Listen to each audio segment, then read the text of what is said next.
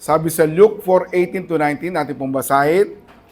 The Spirit of the Lord is upon me because He has anointed me to preach the gospel to the poor. He has sent me to heal the brokenhearted, to preach deliverance to the captives and recovering of sight to the blind, to set at liberty them that are bruised, and to proclaim the acceptable year of the Lord. Our God is Jesus. He is the Anointed One. Amen. Palpakan muna si Lord. Isa ba? Para sa Kanya. Amen. Yung J1 culture naman natin, ating bigkasin na may pananampalataya. I am a blessing. I am anointed. I am a deliverer. I am a good follower. I don't destroy, I build. I am not seasonal. I appreciate everyone and everything. I am part of something big. I am in partnership with Christ, and I am not extreme. Amen. Praise God. Napakabuti ng Lord. Lagi natin sabihin, tatandaan natin, ang Diyos po ay meron pang gagawin sa buhay niyo. Amen. Kaya po tayo buhay pa, malakas pa, sumisipa pa. Dahil alam natin, hinihintay natin yung magandang at mas maayos na plano ng Diyos sa buhay natin. Amen. Lahat tayo dumadaan sa mga pagsubok. Lahat tayo dumadaan sa mga tukso. Pero, praise God, we can stand. Nakakatayo pa rin tayo sa tulong ng Panginoon because I can do all things through Christ Jesus who strengthened me. Amen. Philippians 4:13, tatandaan po natin yan. Ha? Sabay-sabay po tayo. Jesus is my good shepherd. John 10 verse 11, I am the good shepherd. The good shepherd giveth his life for the sheep. Amen. Umaka na po tayo. Praise God. Ako ang mabuting pastol, sabi ng Jesus. At ang isang mabuting pastol ay handang mag-alay ng kanyang buhay para sa kanyang mga tupa. Sa Hebrews chapter 13 verse 20, idinadalangin ko kayo sa Diyos na siyang pinagmulan ng kapayapaan, siyang bumuhay sa ating Panginoong Yesus na ating dakilang pastol. At dahil sa kanyang dugo, pinagtibay niya ang kanyang walang hanggang kasunduan. Amen.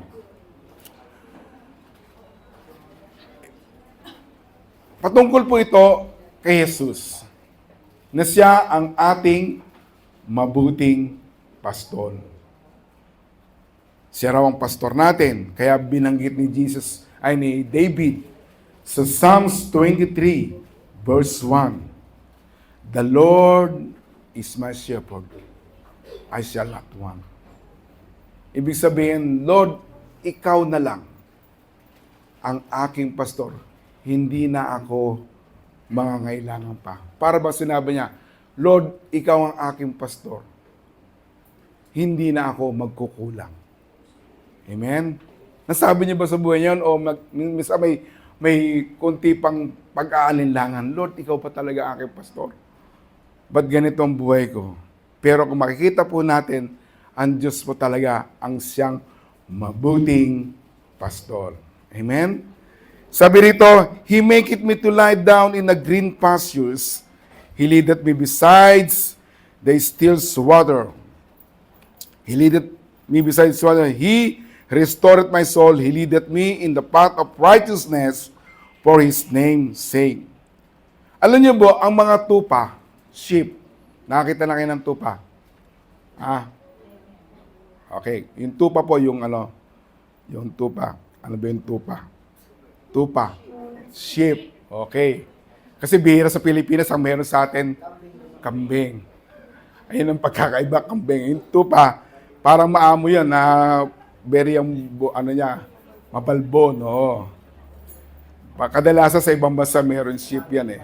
Okay. Ang sheep po ay very dependent, hindi po siya, kumbaga, binibigyan niyang yung kanyang sarili talaga doon sa mga nag-aalaga sa kanya. Kasi, ang mga tupa, medyo hindi naman pumangmang, pero very maamo siya, pero yung kanyang kilos ay talagang inilalaan niya, yung kanyang kakainin, gagalawin, pupuntahan niya, kailangan may nagpapastol sa kanya. Ayun po yung ugali ng sheep. Na medyo amo nga yan eh. So, ang shepherd po is very dependent kung sa kanyang shepherd na siya ay bibigyan ng kanyang pangailangan, guidance, and protection. Amen? Kaya nga si David, nakita si David, kilala niyo si David. Hindi po yung David Salona. Si David yung nasa Bible. Siya po yung pastol. Siya tagapag-alaga ng mga tupa. Okay. Kaya alam na alam niya eh. Sabi niya, Lord, ikaw pala, kasi naranasan niya yung siya yung maging pastol, sinusundan siya ng kanyang mga tupa. Kaya sabi niya, alam niya yung mga tupang yun ay talagang sumusunod sa kanya. Sabi yun, if the Lord is your good shepherd, now tayo po ang kanyang tupa. Amen? Kayo ba'y gusto niyo maging pastor niyo ang ating Diyos? Amen. So, kailangan we must be obedience, followers, at inap yung ating kaisipan, karunungan para sundin at siya ang maglilid sa atin kung saan man tayo pupunta. Pag sinabi mong, Lord, ikaw na po ang aking pastor. Ikaw ang mag-aalaga sa akin. Ngayon, ako'y susunod lang sa iyo. Kasi ganun yung mga tupa, ganun eh. Sunod na lang sunod yun. May nakita ko lang sa Facebook. Ewan ko na nabuksan nyo rin yun. Merong isang tupa, maraming tupa. Tapos may pumunta ron, namangha sila kasi they try to, napapuntahin yung mga tupa sa kanyang harapan. So tinatawag ng ibang tao, mga bisita niya. Paano kaya pagtawag sa mga tupa? Tupa. Hindi naman siguro gano'n. Sabi niya, gumaganon.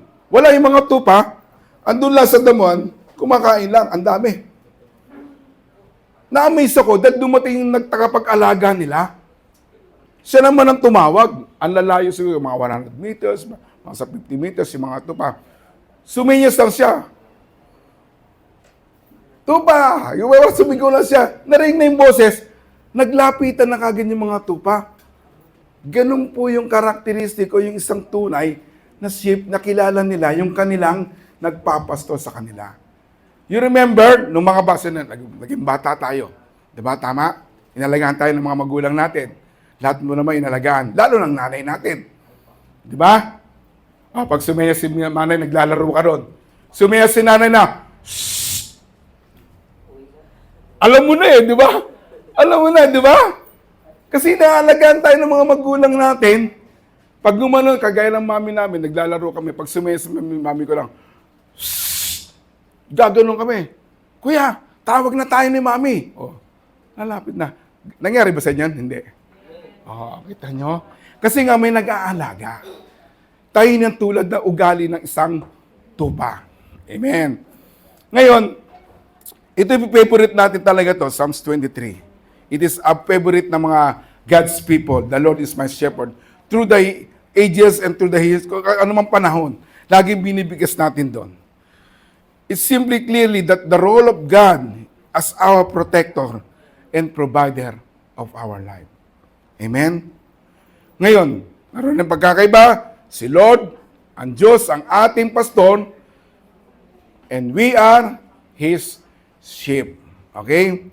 Ngayon, masasabi natin, in what way did He become good shepherd to us?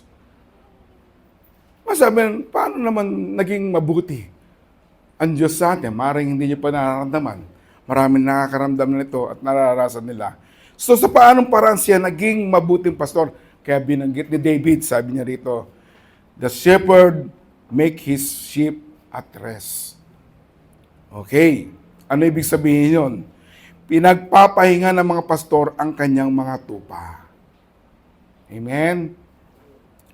Kaya nga sinabi sa verse 23, verse 2, He maketh me to lie down in green pastures. He leadeth me beside the still water. Ngayon, pag sinabing pinagpapahinga, binibigyan po tayo ng Lord ng peace of mind, peace sa ating isipan at sa ating espiritu. At we are free from anxieties. Amen? Yung mga doubt, doon tayo pinagpapahinga ng Lord, nawawala yung mga ganong bagay. Kasi nga, dinadala po tayo sa kanyang magandang pastulan. Dinadala po tayo sa masaganang damuhan. Kaya nga yung mga tupa, laging busog yan. Okay?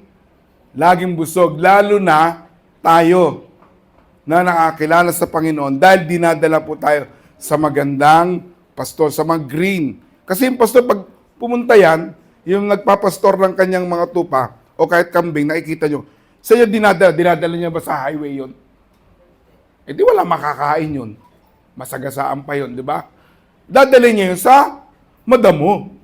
Yung pwedeng kumain yung mga hayop ng kanyang daladala. Ganon din yun. So yung mga pastor, dinadala tayo sa lugar na si Lord dinadala tayo sa peaceful pastures. Okay. At ang sabi ng Panginoon, kaya nga po tayo sinabi niya sa John chapter 6 verse 35, Ako ang tinapay na nagbibigay buhay. Amen? Ang sino ang lumalapit at sumasampalataya sa akin ay hindi na, ano raw? Magugutom. Okay? O mauuhaw kailanman. Kaya lagi tayong busog sa buhay natin. Kailan ba tayo nagutom? Maaari naramdaman natin gutom, pero hindi panandalian lang.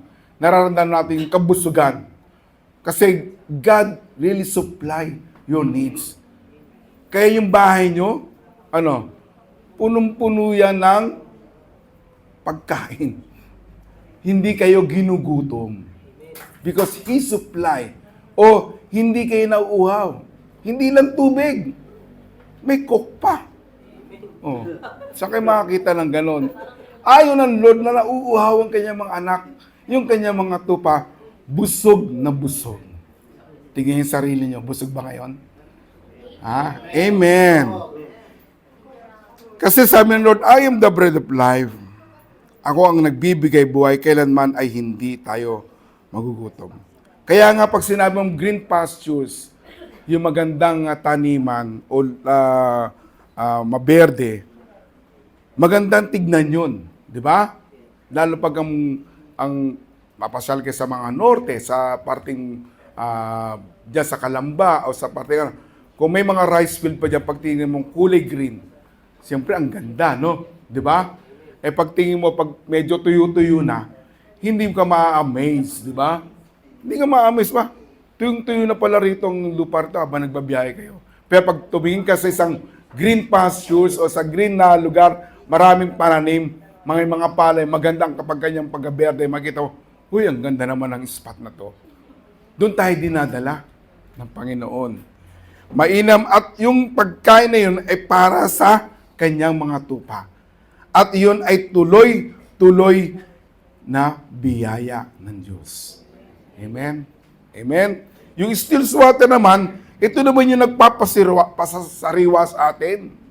Ibig sabihin, yung pananim, lagi may sariwa, nabarepress tayo. Amen? Dahil sa kanyang presensya. Kaya masabi natin, Lord, you are our protector and our provider. Amen.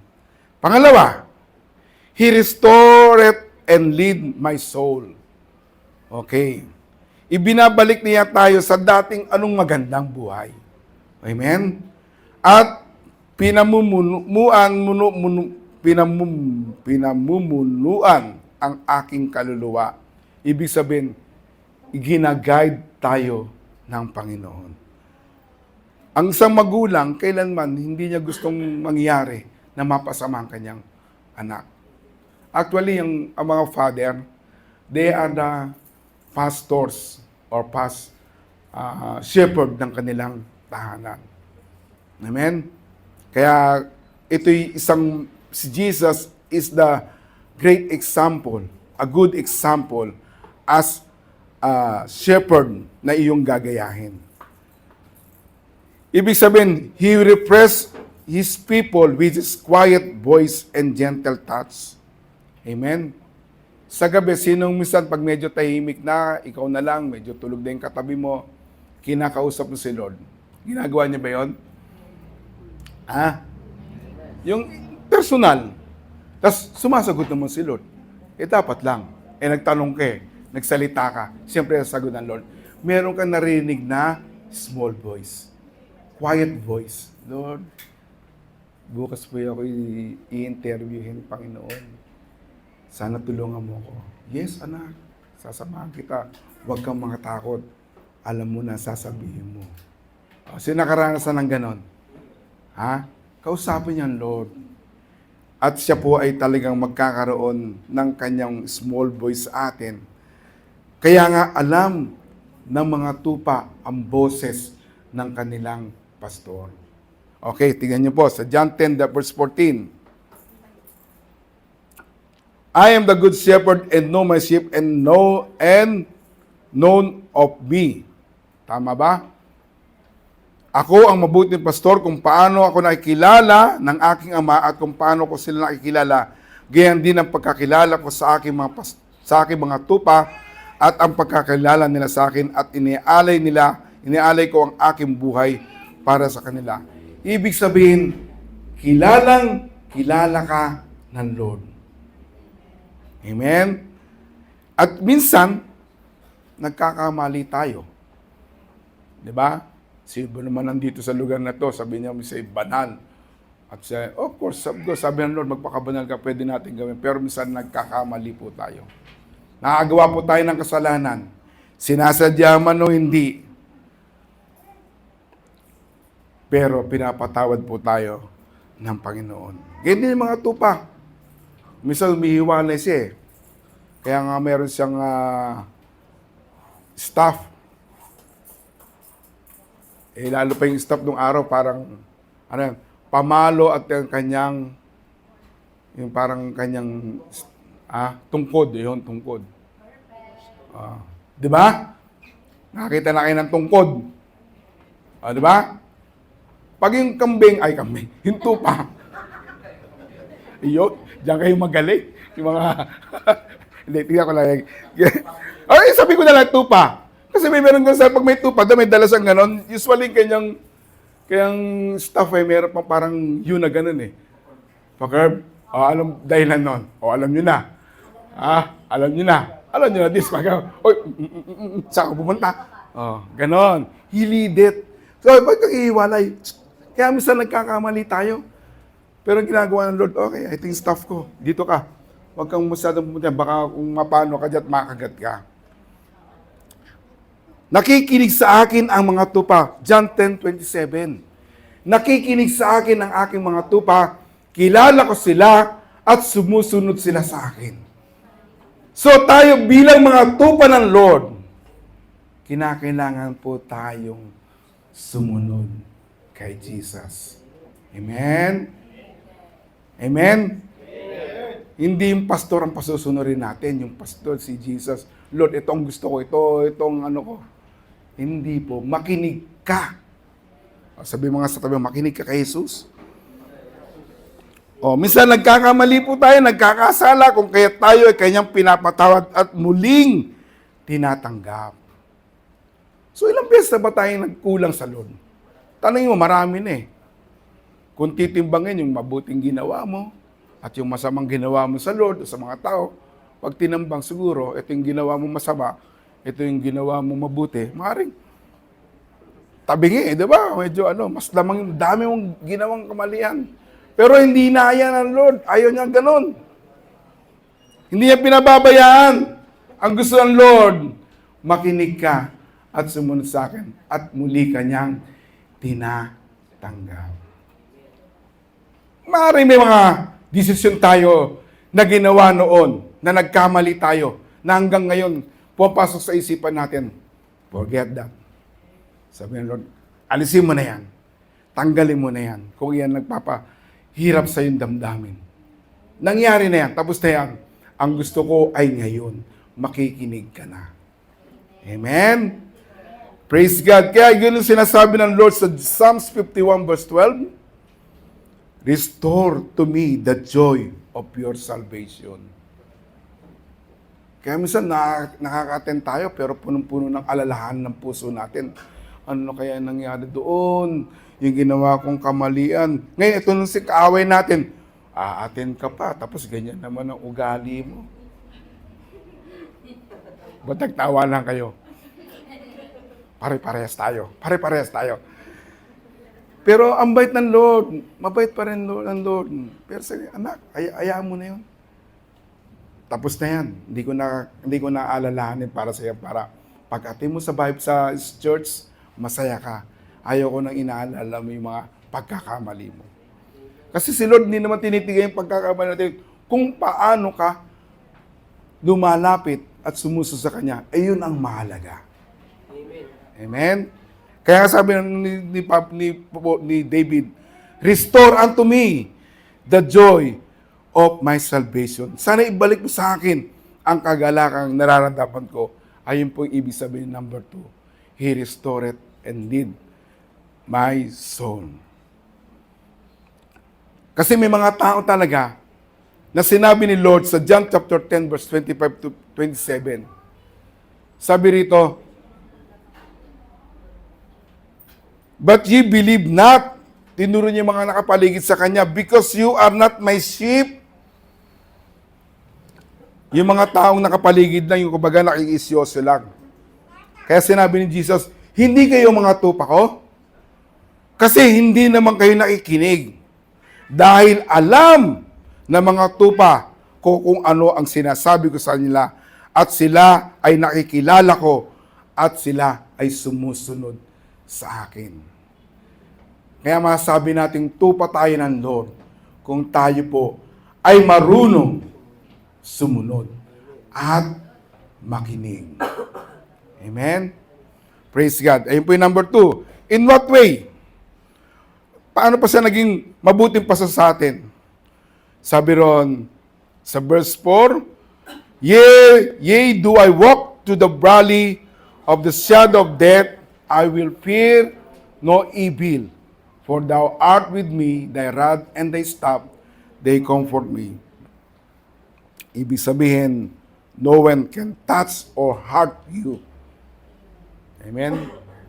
Wala raw sino mang makakahawak sa inyo o makakasakit sa inyo o kayo man ay masaktan. Wala raw. O, di wala. Di ba? Wala eh. Ibig sabihin, you are very protected by the Lord. Amen? Kaya sabi yan, lumakad daw siya. Sabi yan, lumakad daw yung mga tupa sa magkabili evil, do walk to the shadow of death, I will fear no evil. Hindi ako makatakot because kasama mo ang iyong mabuting pastor. Walang iba kundi si Jesus. Amen? Ganyan din nangyari din sa Exodus chapter 3 verse 14. My presence will go and I will give you rest. Diba kay sister, yung anak niya, diba? Na aksidente. Diba? Pero hindi na masyadong puruhan. Kasi because the presence of God will go. Pupunta sa inyo. Sinasabi rito sa though I walk to the valley of shadow of death, our God as our shepherd who protects and guides His sheep. At alam nyo ba, dalawa yan eh. Sabi, thy rod and thy staff, yung, ano yun sa Tagalog doon? Thy rod and thy staff, ang iyong pamalo at ang iyong tungkod ang nagproprotekta sa akin. Kaya po siya may pamalo. Para saan kaya yun? Sige, magpapalo kayo. Sakit yun. Alam mo, dinidepensahan niya yung kanyang mga tupa. Kunyari may papasok na mabangis. Yung kanyang pamalo ang gagawin niya ron. Sige, humarap kayo. Ayan yun. Sa mga aatake sa mga tupa. Yung stop naman, ayun naman na magli-lead. Di ba yung up, dito ka, saan ka pupunta? Dito ka. Up, ayun na naman isa, dito ka. Kasi ganun yung tupa eh, paiba-iba. Ganun po, yung rod ay para sa kaaway po yun. Yung aatake sa inyo. Kaya hindi po kayong masasaktan. Hindi kayo pwedeng galawin ng sino man. Amen? Kung tayo po'y may pananampalataya na ang kanyang presensya ay nasa atin, hindi po tayo masasaktan. Kinakailangan yung malakas lang ang loob natin kung dumarating yung takot at yung danger sa buhay natin. At sinasabi natin sa lating isipan, evil has no power over those who trust in God. Kayo ba nagtitiwala sa Lord? So walang evil, walang kasamaan ang pwede mag-overtake you. Walang kasamaan, walang masasamang bagay sapagkat mas makapangyarihan ka sapagkat nagtitiwala ka sa iyong mabuting pastor. Si Jesus po yan. Amen? The rod beats of external enemy. Kaya lahat ng mga atake, nandyan na kagad si Lord. Wala kayong magagawa. Sabi ng Lord, sabi ni Jesus, dahil nandun yung kanyang pamalo. At yung kanyang staff, ito naman ang pinangkukuha niya at pinanglilid niya sa kanyang mga tupa. Kaya alam natin dapat yung boses ng Panginoon. Amen? At nabanggit din po doon yung anointing. Anoint of oil. He anoint me with oil, my head cup runneth over me. Ibig sabihin, may kaligayahan na magbibigay kaligayahan sa atin pag tayo po'y laging ina-anoint ng Panginoon. Sa Psalms 45 verse 7, God has anointed thee with oil of gladness above thy fellows. Ipinaganda mo ko, ay dito na yun. Ayun, pinahiran mo ako ng langis. At yung langis na yun ang magbibigay ng kaligayahan sa atin. Amen? Pag inaanoin po tayo ng Lord ng langis na, it means it overflow, yung joy sa ating kalooban. Amen?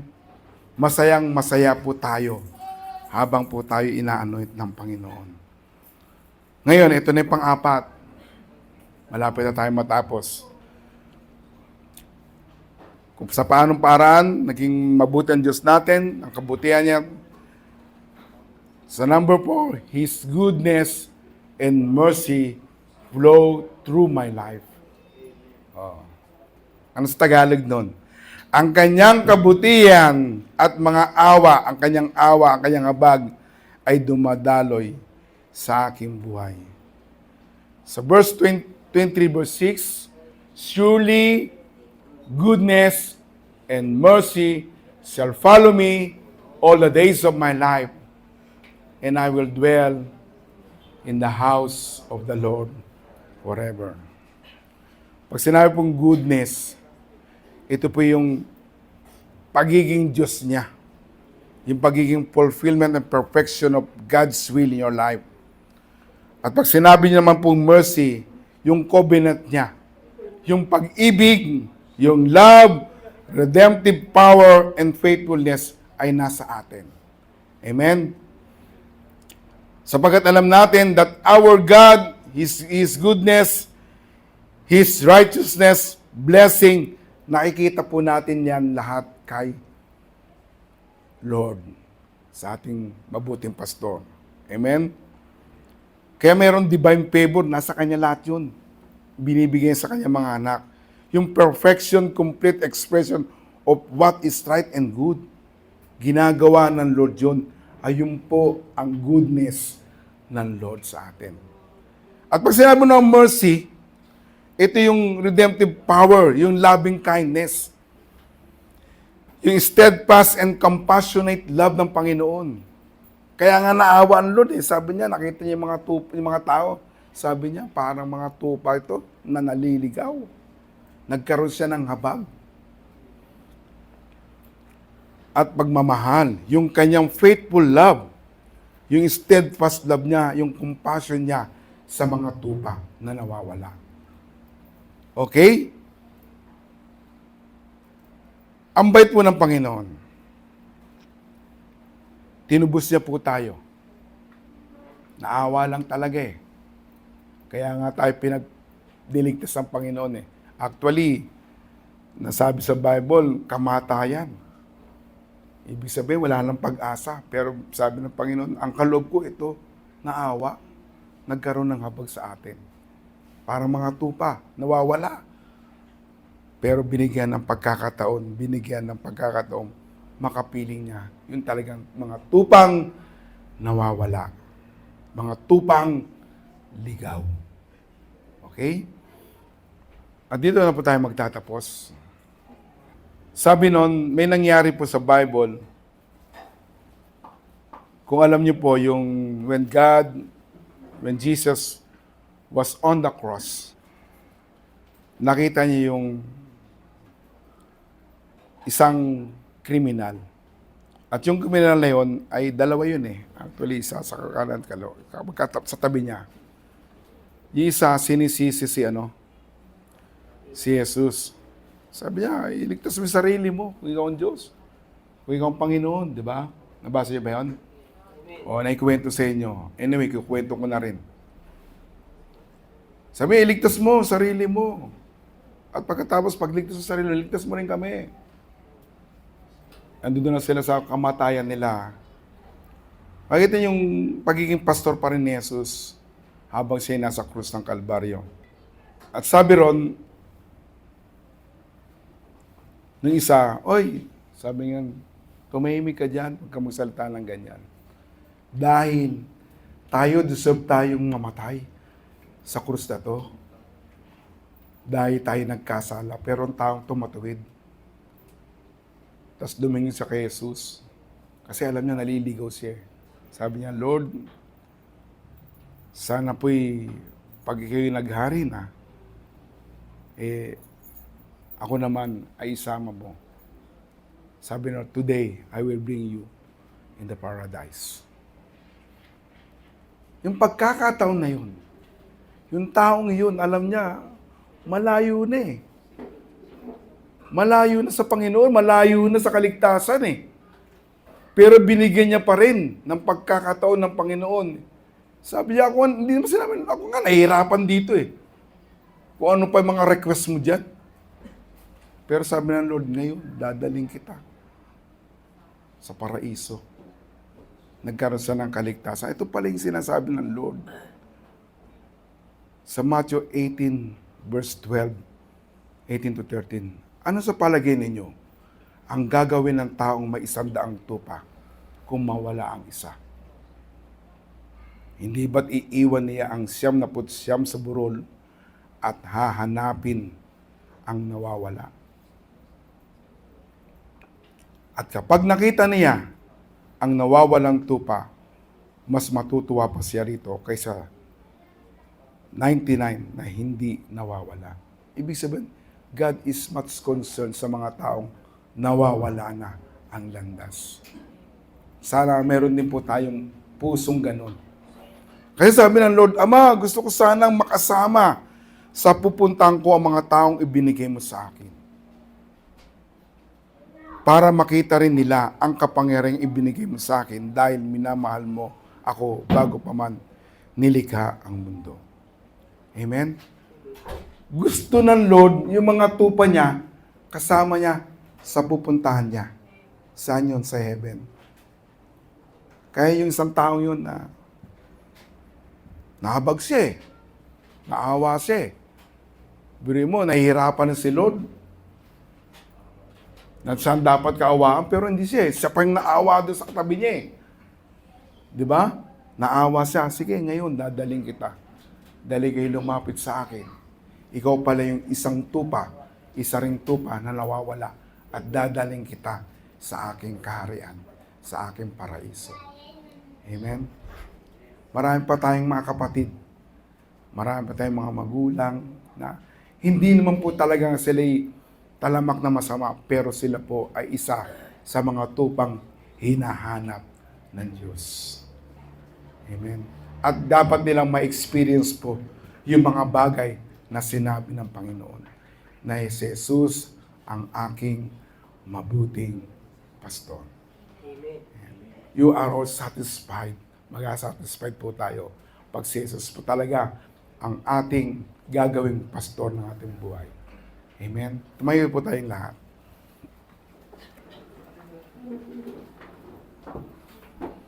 Awitin natin ulito yung awitin na yon na ang ganda eh. Tingnan nyo yung salita. I just want to praise you. Lord, salamat.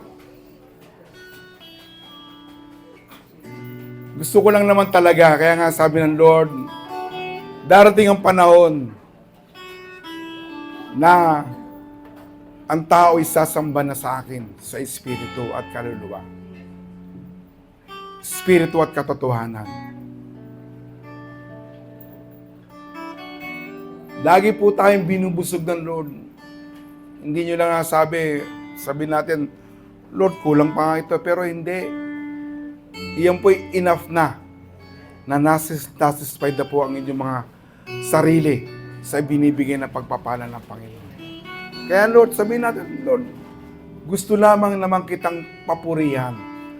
Sasambang kita. Itatas ko ang aking mga kamay. At sasabihin kong, I love you. Kaya Jesus po natin babagitin to. Ayun nga sinabi sa John chapter 23, Psalms 23, the Lord is my shepherd. I have everything in my life. You are everything to me. Kaya ine-exhort ko, itinatas ko ang iyong pangalang Jesus. Amen. At habang inaawit na ito, siguro matagal na tayo marami na siguro pila-pila na yung mga blessing na binigay sa atin ng Lord na hindi natin napasalamatan. Small things, big things, bigger things, biggest things na ibinigay ng Lord sa iyo. Magpasalamat ka sa Kanya dahil siya ang nakita mong mabuting pastor ng iyong buhay. Amen. Oh, I just want to praise you.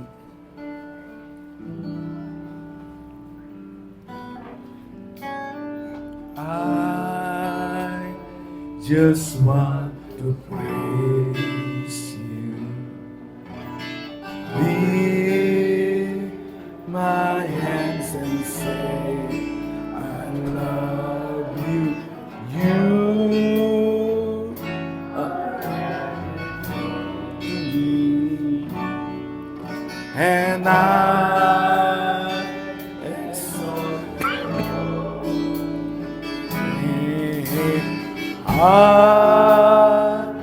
exalt your holy name.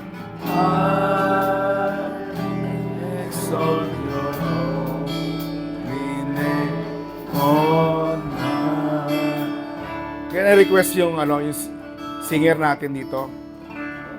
So dito lang, madali naman yung kanta di ba? Very meaningful po yung kanta. So, sabayan po natin to. Gusto ko madama natin yung pagiging pastor ng Panginoon Gusto ko maramdaman natin na inaaruga tayo ng Lord. At habang inaawit natin to, isipin natin yung blessing kahapon na binigay ng Panginoon, nung isang buwan, at ngayon. At sabi ng Lord, I love you because you are my everything. Amen? Come on, let's sing this song. I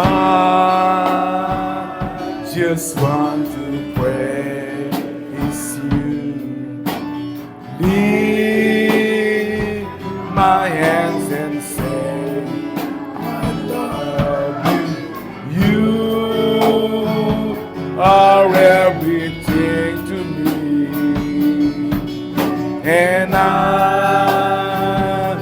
exalt your holy name.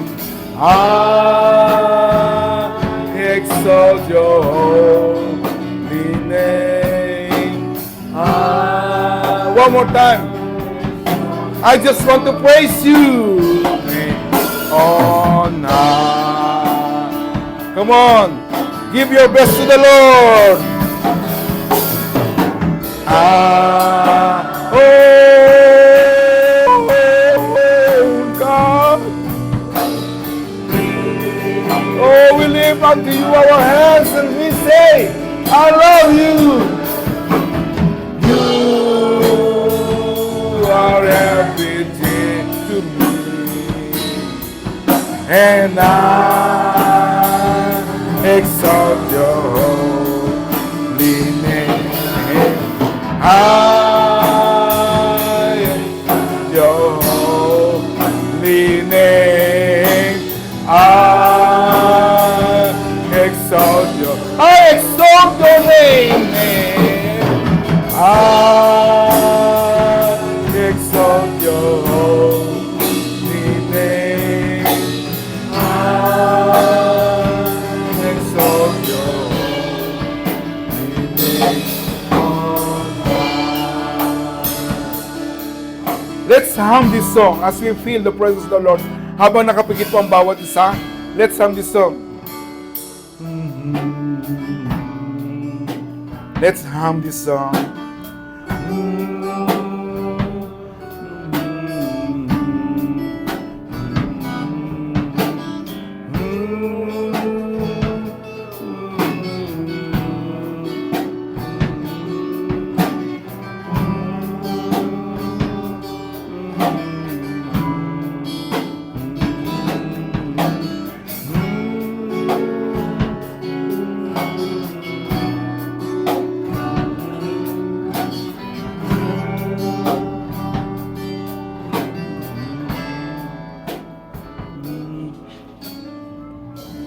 Salamat po, mabuting pastor.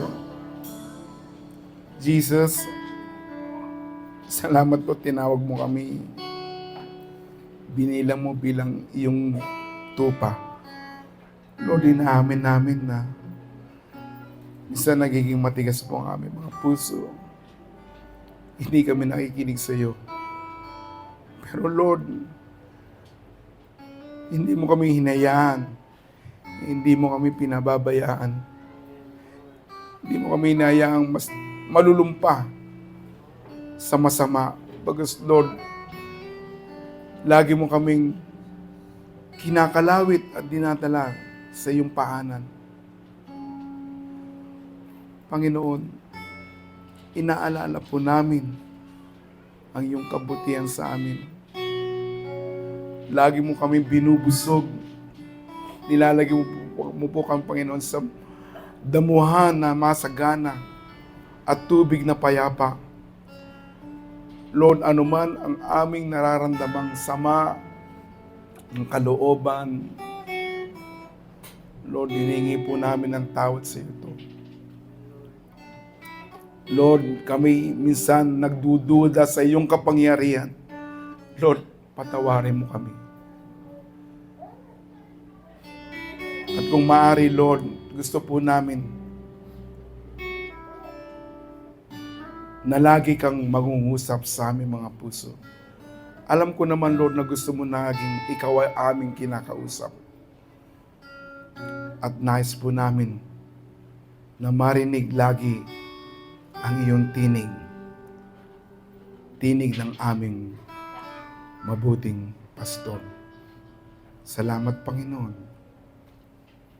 I just want to praise you. My hands and say, I love you, Lord.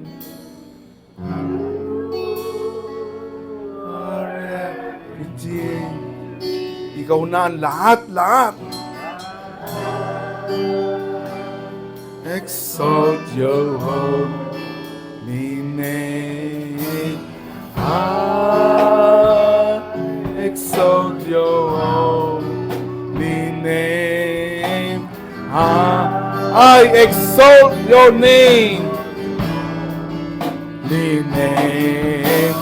I exalt your holy name. I exalt your holy name. I exalt your holy name. I exalt your holy name on high. Salamat, Panginoon. Kami nagkaroon ng isang mabuting pastor at ikaw yun, Jesus, upang mag-provide, upang mag-guide, at upang magmahal sa amin, O God. Napakabuti ng aming pastor. Sa iyo po ang lahat ng papuri, ang lahat po ng pasalamat sa matamis sa pangalan ni Jesus. Amen and amen.